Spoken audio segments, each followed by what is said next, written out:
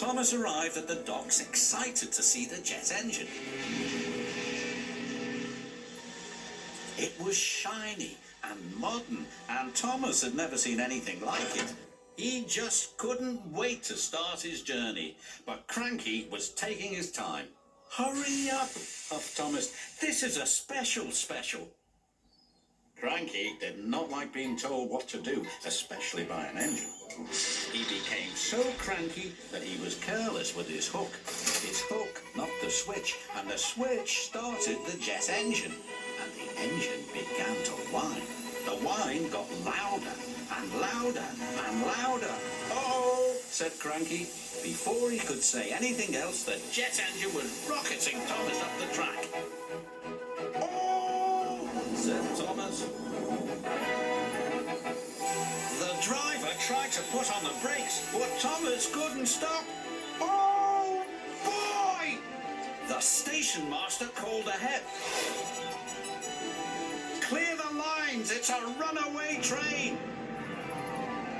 Signals were changed and points were switched. Thomas had never been so excited. Thomas flew by James and rocketed past Henry and raced by Percy. They were amazed. Bertie was excited when he saw Thomas flying down the track. "Want a race, Thomas?" beeped Bertie. Never mind. No one had ever seen an engine go so fast. Gordon had no idea that Thomas was racing along the main line.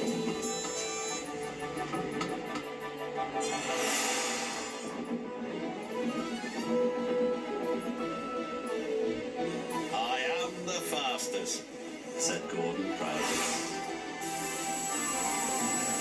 "Hi, Gordon. Bye, Gordon." Gordon could not believe what he had seen.